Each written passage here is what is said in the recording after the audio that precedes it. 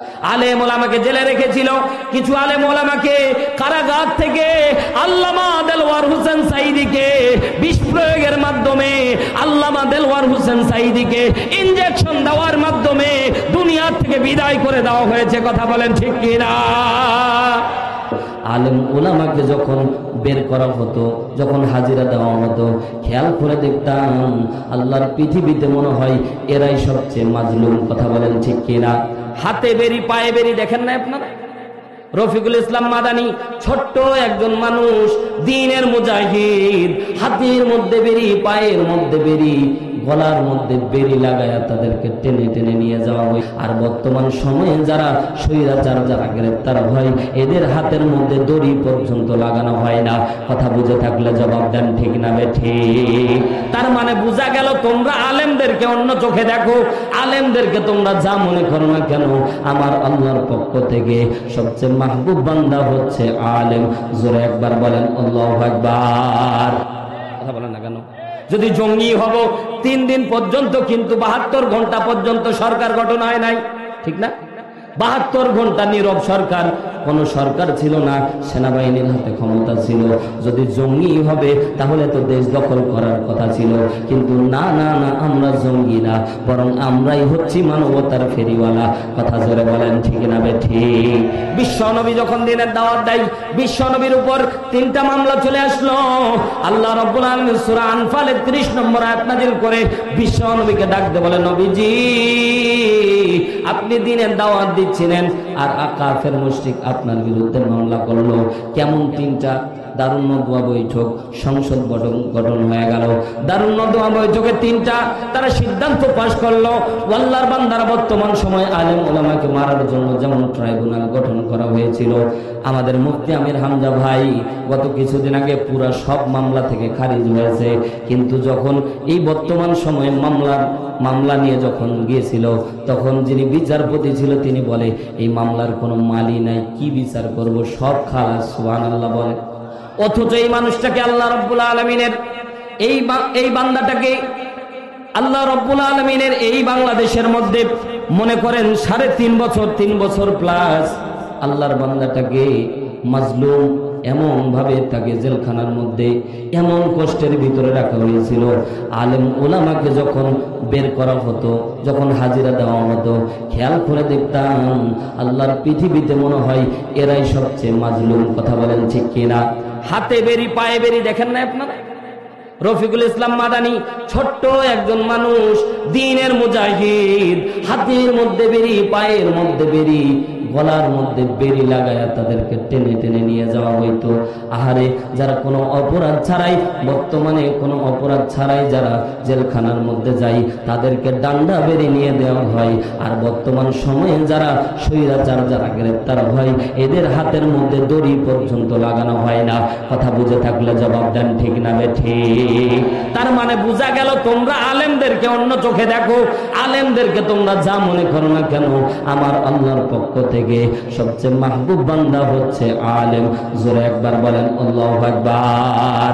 আল্লাহ রাব্বুল আলামিন বিশ্ব নবীকে জানায় দিলেন, ওয়া ইয ইয়ামকুরু বিকাল্লাযীনা কাফারু লিয়ুথবিতুকা আও ইয়াকতুলুকা আও ইউখরিজুকা ওয়া ইয়ামকুরুনা ওয়া ইয়ামকুরুল্লাহ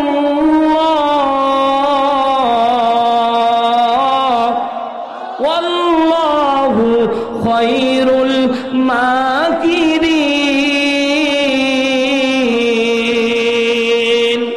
হাবিব আপনি বসে আছেন, কিন্তু তারা দারুণ দোয়ার বৈঠকের মধ্যে 3টা সিদ্ধান্ত নিয়েছে। তারা সর্বপ্রথম সিদ্ধান্ত নিয়েছে আপনাকে গ্রেফতার করবে। আল্লাহর বান্দারা যারা নিরপরাধ ভাবে গ্রেফতার হন, ভুলে গেলে চলবে না, নিরপরাধ ভাবে আলেম ওলামাকে, নবী রাসূলদেরকে পর্যন্ত গ্রেফতার করা হতো। এটা জালিমদের একটা প্রধান শক্তি, হাতিয়ার। কথা বলেন ঠিক কিনা? লিউসবিতুকা, তারা আপনাকে গ্রেফতার করে ফেলবে। ওয়া ওয়ায়াকতুলুকা, অথবা আপনাকে হত্যা করে ফেলবে, ওয়ায়াখরিজুকা, অথবা আপনাকে দেশ ছাড়া করবে। আল্লাহর বান্দারা, প্রত্যেকটা পয়েন্ট যেন এই আয়াতের তাফসীর যেন আমাদের থেকে কাফের মুশরিকেরাই বেশি, জালেমেরাই বেশি মনে হয় এই আয়াতের আমল করেছিল। কথা বলেন ঠিক কিনা?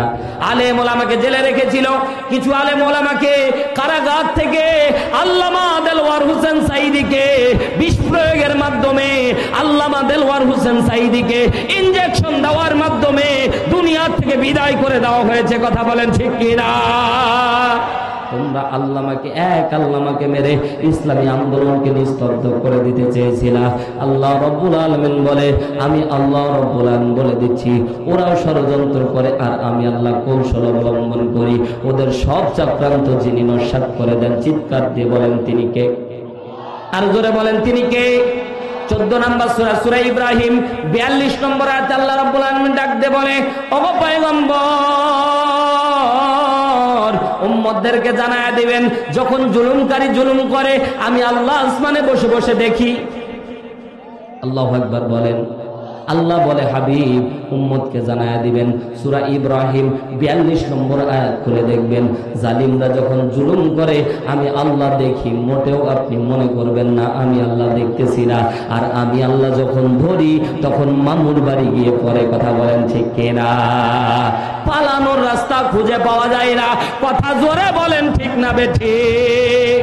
আল্লাহ রাব্বুল আলামিন সূরাতুল কলম নাযিল করে বিশ্ব নবীকে সান্ত্বনা দিয়ে বলেন, নবীজি তারা আপনাকে গালি দেয়, তারা আপনার বিরুদ্ধে হামলা মামলা দেয়, ওগো নবীজি আমি আল্লাহ আসমান থেকে আপনার জন্য সুসংবাদ দান করতেছি। এজন্যই আল্লাহ রাব্বুল আলামিন বিশ্ব নবীকে সুসংবাদ দান করার জন্য সূরাতুল কলম নাযিল করে। জোরে একবার বলেন আল্লাহু আকবার। এই সূরা 17 নম্বর আয়াত। বিশ্বনবীর মক্কার জিন্দেগিতে বিশ্বনবীকে যখন বিশ্বনবী নির্যাতনের শিকার হচ্ছিলেন, আল্লাহর নবীকে সান্ত্বনা দেওয়ার জন্য আল্লাহ রাব্বুল আলামিন কোরআনুল কারীমে সূরাতুল কলম নাজিল করে বিশ্বনবীকে সান্ত্বনা দান করলেন। এবং সূরাতুল কলমের 17 থেকে 33 নম্বর আয়াত। জোরে বলেন কত থেকে কত? 17 থেকে 33। এটা এক ধাপে আল্লাহ রাব্বুল আলামিন নাজিল করেছে। 17 থেকে 33 নম্বর আয়াত ধারাবাহিকভাবে আল্লাহ রাব্বুল আলামিন এক বাগানওয়ালার ঘটনা বর্ণনা করেছে। জোরে একবার বলেন আল্লাহু আকবার। আল্লাহ নিজে বলছে, হাবিব আপনি তো সেখানে ছিলেন না, আমি আল্লাহ রাব্বুল আলামিন আপনাকে নিজে ঘটনা বর্ণনা করে শোনাচ্ছি। জোরে একবার বলেন না আল্লাহু আকবার। আর জোরে বলেন আল্লাহু আকবার। আল্লাহ নিজে ঘটনা বর্ণনা করছে। আল্লাহু আকবার। আল্লাহ নিজে বর্ণনা করছে। হাবিব বাগানওয়ালার ঘটনা। তাফসিরে ইবনে কাসির, আল্লামা ইবনে কাসির রাহমাতুল্লাহ আলাইহি বলেন, তাফসিরে জালালাইন শরীফের মধ্যেও আছে, বিশ্বনবী সাল্লাল্লাহু আলাইহি ওয়াসাল্লাম হাদিসের মধ্যে উল্লেখ করে। এই ঘটনা সামারাইজ হলো, আল্লাহ রাব্বুল আলামিনের এক আবেদ বান্দা ছিল, ইয়ামেন শহর থেকে 8 কিলোমিটার দূরে। তদানীন্তন সময় ইয়ামেনের রাজধানী সানা থেকে 8 কিলোমিটার দূরত্বে এক বাগানওয়ালা ছিল। ওই বাগানওয়ালা খুব ভালো মানুষ ছিল। এমন ভালো মানুষ, সে যখন বছরে ফল ঝরাইতো তখন পুরা এলাকার আগের দিন মাইকিং করে দিত। আজকে যেমন তাফসির মাহফিলের জন্য মাইকিং করে দেওয়া হয়েছে, ওই রকম মাইকিং করে দেওয়া হতো যে যার যতটুকু প্রয়োজন ততটুক সম্পদ ওই বাগান থেকে তোমরা খাদ্য খাবার নিয়ে যাবা। জোরে একবার বলেন না সুবহানাল্লাহ। নিঃসন্দেহে মানুষটা ভালো ছিল। কথা বলেন ঠিক কিনা? যার যতটুক প্রয়োজন, ওই বাগানের একটা নিয়ম ছিল, মুফাসসিরিন একরাম বর্ণনা করে, যতটুক প্রয়োজন তার অতিরিক্ত কেউ নিলে ওই খাবার খেলে তার ডায়রিয়া হতো, এজন্য ভয়ে কেউ অতিরিক্ত খাবার নিত। তাহলে দারুণ একটা পজিশন। বাগানওয়ালা যখন তার এই বাগানের এতিম মিসকিনকে দান করত, আল্লাহ রাব্বুল আলামিন বাগানের উপর এত রহমত নাজিল করেছিল যে বাগানে ওই এতিম মিসকিনকে দান করার পরেও বাগানওয়ালা আরো বেশি ফল পেত। জোরে একবার বলেন আল্লাহু আকবার। কারণ দান করলে কমে, দান করলে কমে। আল্লাহর বান্দারা গভীর মনোযোগ দেন। আল্লাহ রাব্বুল আলামিনের এই পৃথিবীর মধ্যে দান এমন একটা সম্পদ।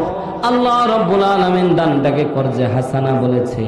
আল্লাহ রাব্বুল আলামিন বলে, বান্দা তোমরা যখন দিনের জন্য দান করো, আমি আল্লাহ রাব্বুল আলামিন এটা আমার কাছে মনে হয় তোমরা আমাকে ধার দিচ্ছ। জোরে বলেন সুবহানাল্লাহ। আল্লাহকে ধার দিচ্ছি। একবার আল্লাহু আকবার বলে, দুই হাত আকাশের দিকে উঁচু করে বলেন আল্লাহু আকবার। আল্লাহর বান্দারা, বিশ্ব নবী সাল্লাল্লাহু আলাইহি সাল্লাম ডাক দিয়ে বলতেছে, বাগানওয়ালা যখন আগের দিন এলান করে দিত, পুরা এলাকাবাসীকে এলান করে দিত, আগমন করুক। সম্মানিত ভাইয়ার আমার, আল্লাহ রাব্বুল আলামিন পয়গম্বর আরবিকে জানায় দেয়, নবীজি আপনি উম্মতকে জানায় দিবেন। এই বাগানওয়ালার ঘটনা আল্লাহ রাব্বুল আলামিন উল্লেখ করে ডাকতে বলছেন। এই বাগানওয়ালা এমন এক ব্যক্তি ছিল যে তার জন্য আল্লাহ রাব্বুল আলামিন দৃষ্টান্ত স্বরূপ সূরাতুল কলমের 17 থেকে 33 নম্বর আয়াত বাগানওয়ালা ফ্যামিলি সম্পর্কে আল্লাহ নিজে নাজিল করে দিচ্ছে। জোরে বলেন সুবহানাল্লাহ। জিবরাইল আমিন ডাকতে বলছেন, ইয়া রাসূলুল্লাহ, ইয়া হাবিবাল্লাহ, ঘটনা তো আপনি দেখেন নাই, কিন্তু ঘটনা দেখেছিলাম আমি। বাগানওয়ালা যেদিন মৃত্যুবরণ করলো, বাগানওয়ালা মৃত্যুবরণ করার সাথে সাথে বাগানওয়ালা 3 জন সন্তান ছিল। চিৎকার দিয়ে বলেন কয়জন? বাগানওয়ালার কয়জন সন্তান? জোরে বলেন কয়জন? এই 3 জন সন্তান ছিল। এটা এক ধরনের, আল্লাহর বান্দারা গভীর মনোযোগ দেন কেমন করে 3 জন সন্তান ছিল। মুফাসসিরিন ইকরাম কোরআন থেকে বর্ণনা করতেছেন, ক্বালা আওসাতুহুম আলাম আকুল লাকুম লাউলা তুসবিহুন।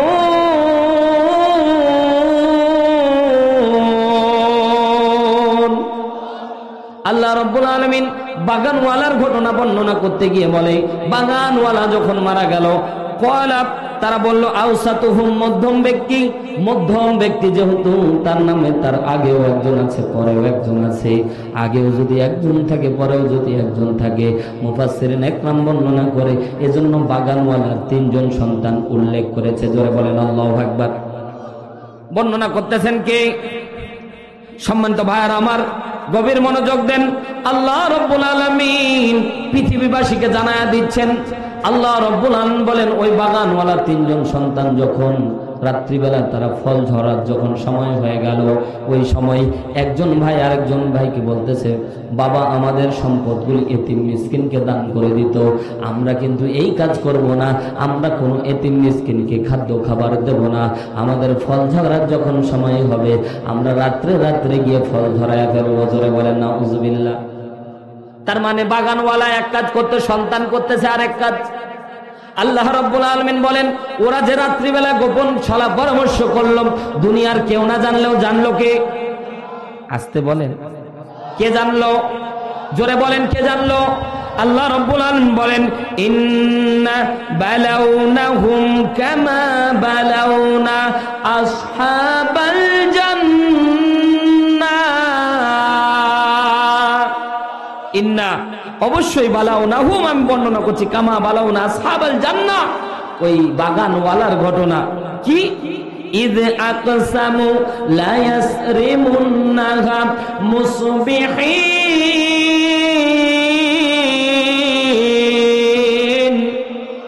বাগানওয়ালার সন্তানরা বলছে লা লা, তারা বলছে ইদ আকসামু, তারা কসম করলো। কি কসম করলো? লা ইয়াসরিমুন্নাহা মুসবিহিন, আমরা সকাল সকাল গিয়ে ফল ঝরাবো, কোনো এতিম মিসকিনকে দিব না। কসম করে বলতেছে, আমরা কসম করলাম কোনো এতিম মিসকিনকে দেব না। এই গল্প যখন করলো, দুনিয়ার কেউ না জানলেও বলেন তো জেনেছে কে? আসতে বলবেন না, জেনেছে কে?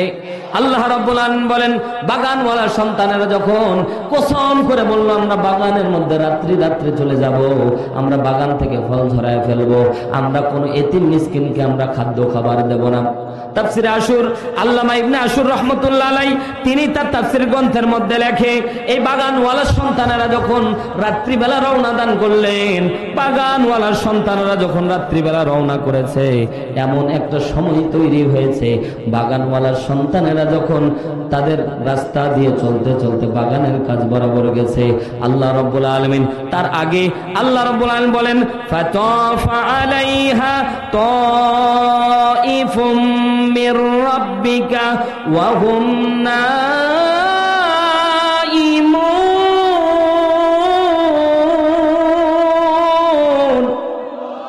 বাগানওয়ালার সন্তানেরা সন্ধ্যাবেলায় ছলা পরামর্শ করলো, আমরা কসম করলাম কাউকে আমরা একটু চুল পরিমাণ আমরা দান করব না। রাত্রি ভোর ভোর সময় আমরা চলে যাব, বাগানের ফল ঝরায় চলে আসব, আমরা কাউকে দেব না। আল্লাহ রাব্বুল আলামিন বলেন ফাতাফা আলাইহা তাইফুম মির রাব্বিকা ওয়া হুম নাঈমুন। তার রাত্রিবেলা যখন ঘুমালো, আমি আল্লাহ রাব্বুল আলামিন ফাতাফা আলাইহা আসমান থেকে প্রদক্ষিণকারী পাঠালাম, আসমান থেকে প্রদক্ষিণকারী পাঠালাম। জিবরাইল আমিন বিশ্ব নবীকে ডাক দিয়ে বলছেন, নবীজি ওই টিমের লিডার ছিলাম আমি জিবরাইল। জোরে বলেন সুবহানাল্লাহ। ওগো নবীজি আমি ঘটনা নিজের চোখে দেখেছি। আল্লাহু আকবার বলেন। ও নবীজি আপনি তো ওই ইতিহাস, আপনি তো ওই দৃশ্য দেখেন নাই, আমি জিবরাইল আপনাকে বর্ণনা করে শোনাচ্ছি। ফাতাফা আলাইহা, আল্লাহ বলছে ফাতাফা আলাইহা তাইফুম মির রাব্বি। আল্লাহ রাব্বুল আলামিন বলছেন আসমান থেকে রবের পক্ষ থেকে যে ফেরেশতার টিমটা গেল, তারা যাওয়ার পরে ওই জায়গায় যখন তারা ঘুমায়া ছিল, আল্লাহ রাব্বুল আলামিন বলেন ফাআসবাহাত কাআসসারিমিন। আল্লাহ রাব্বুল আলামিন বলেন ফাআসবাহাত কাআসসারিমিন। আল্লাহ রাব্বুল আলামিন বলছেন আসমান থেকে প্রদক্ষিণকারী যে সকল ফেরেশতারা গেছিল, তারা এক খণ্ড আগুন দিয়ে পুরা বাগানটাকে আল্লাহ রাব্বুল আলামিন ধ্বংস করে দিয়েছিল। জোরে একবার বলেন না হুজুর। সন্তানেরা চলে গেল, সন্তানেরা যায়। ফালাম্মা রাআউহা ক্বালু ইন্না লাদাল্লুন।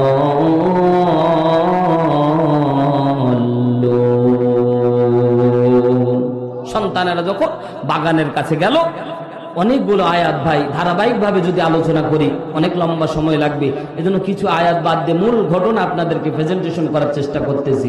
রাগ করতেছেন নাকি? সম্মানিত ভাইয়ার আমার সময় অত্যন্ত অল্প, এজন্য করব না ডানে বামে কোনো গল্প। আল্লাহ রাব্বুল আলামিন ডাক দিয়ে বলছেন, দুনিয়ার মানুষেরা শুনে নাও। আল্লাহ রাব্বুল আলামিন ডাক দিয়ে বলছেন ফালাম্মা রাউহা, তারা যখন গেল একজন আরেকজনকে বলছে কলু, ও ভাইরা ইন্না লাদাল্লুন, আমরা মনে হয় পথ ভুল করে চলে এসেছি, এটা তো আমাদের বাগান না, কারণ আমাদের বাগানে এত পরিমাণে ফল ধরে পুরা গ্রামবাসী খেয়েও তো শেষ করতে পারে না। জোরে একবার বলেন না সুবহানাল্লাহ। সম্পদ দিয়েছেন কে? আরো জোরে বলেন সম্পদ দিয়েছে কে? কোটি টাকার সম্পদ থাকবে, দুনিয়া ছেড়ে বিদায় নিয়ে চলে যাওয়া লাগবে, কথা বলেন ঠিক কিনা? এই কোটি টাকার সম্পদকে আল্লাহ রাব্বুল আলামিন এক সেকেন্ডের ভিতরে নস্যাৎ করে দিতে পারে, কথা বলেন ঠিক কিনা? তার প্রমাণ উজ্জ্বল দৃষ্টান্ত আল্লাহ রাব্বুল আলামিন বলেন ফালাম্মা রাউহা ক্বালু ইন্না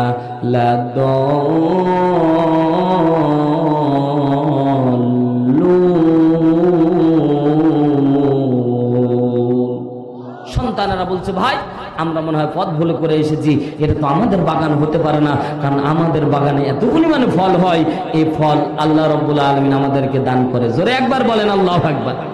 কিন্তু তারা রাত্রিবেলায় যে স্বপ্ন দেখলো, রাত্রিবেলা নিজেরাই নিজেদের সামনে গল্প করলো আমরা কোনো এতিম মিসকিনকে দেব না।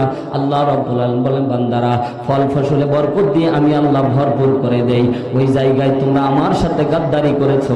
বান্দারা শুনে নাও, আমি আল্লাহ সমস্ত সম্পদ ধ্বংস করতে এক সেকেন্ড সময় লাগে না, কথা জোরে বলেন ঠিক কিনা? কোটি টাকার সম্পদ আল্লাহ রাব্বুল আলামিন যদি ইচ্ছা করে পুরো সম্পদ আপনার ধ্বংস হয়ে যেতে এক সেকেন্ড সময় লাগবে না। বিশ্বাস যদি হয় মুসলমান চিৎকার দিয়ে বলেন কথা ঠিক না বেঠিক? এই বিশ্বাস আছে তো? কোটি টাকার সম্পদশালী আমরা খেয়াল করে দেখেছি নিমেষের ভিতরে ফকির হয়ে গেছে, নিজের চোখের সামনে ঘটে যাওয়া অনেক ঘটনা ঘটেছে। আল্লাহ রাব্বুল আলামিন বলেন বান্দা যখন দুনিয়ার মধ্যে বেশি বেশি দান সদকা করবে, আমি আল্লাহ বান্দার সম্পদের মধ্যে এত বরকত দান করব বান্দা গুণে শেষ করতে পারবে না। জোরে বলেন সুবহানাল্লাহ। হযরত ওসমান ইবনে আফফান রাদিয়াল্লাহু তাআলা আনহু অনেক সম্পদ, আল্লাহ রাব্বুল আলামিন এত সম্পদ দান করেছিল। হযরত ওসমান ইবনে আফফান রাদিয়াল্লাহু তাআলা আনহু ইসলামের জন্য এত পরিমাণে ওকাতরে বিলিয়ে দিত। আল্লাহ রাব্বুল আলামিন বলে হযরত ওসমান ইবনে আফফান রাদিয়াল্লাহু তাআলা আনহু যত ইসলামের জন্য দান করত, আমি আল্লাহ 10 গুণ বাড়ায় ওসমান ইবনে আফফানকে দান করে দিতাম। জোরে বলেন সুবহানাল্লাহ। সম্পদ দিয়েছে আল্লাহ পরীক্ষা করার জন্য।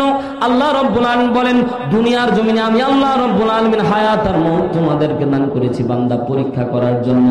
আল্লাহ রাব্বুল আলামিন বলেন আল্লাযী খালাকাল মাউতা ওয়াল হায়াতা লিয়াবলুয়াকুম আইয়ুকুম আহসানু আমালা ওয়া হুয়াল আজিজুল গফুর।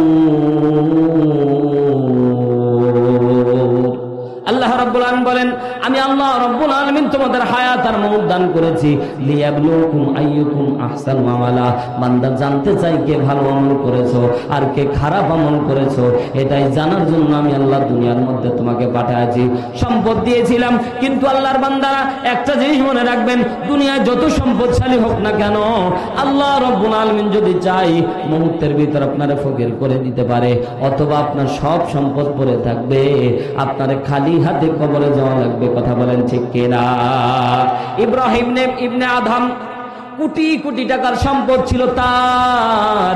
যখন দুনিয়ার থেকে বিদায় নিয়ে চলে গিয়েছিল সন্তানদেরকে ডাক দিয়ে বলেছিল সন্তানেরা আমার লাশটা যখন তোমরা বাড়ির উঠান থেকে বের করবা, আমার লাশটা নিয়ে যখন তোমরা কবরের কাছে যাবা, আমি ইব্রাহিম ইবনে আদমের হাত দুইটাকে তোমরা জানাজার মধ্যে ওই যে খাটলার মধ্য দিয়ে শূন্যের দিকে তোমরা ভাসমান করে রেখে দিবা। সন্তান ডাকতে বলে বাবারে তুমি একজন প্রেসিডেন্ট মানুষ, কোটি কোটি টাকার সম্পদ তোমার, তোমার হাত বাইরে থাকবে, এটা তোমার আয়না।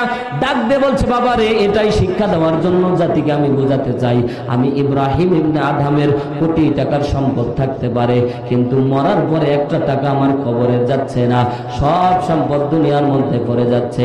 আমি যদি দান করতে পারতাম সব যতটুকু দান করতাম ওটা আমার কবরে যাইতো। জোরে বলেন সুবহানাল্লাহ। এই পৃথিবী আপনার আমার জন্য থাকার জায়গা না। কথা বলেন ঠিক কিনা?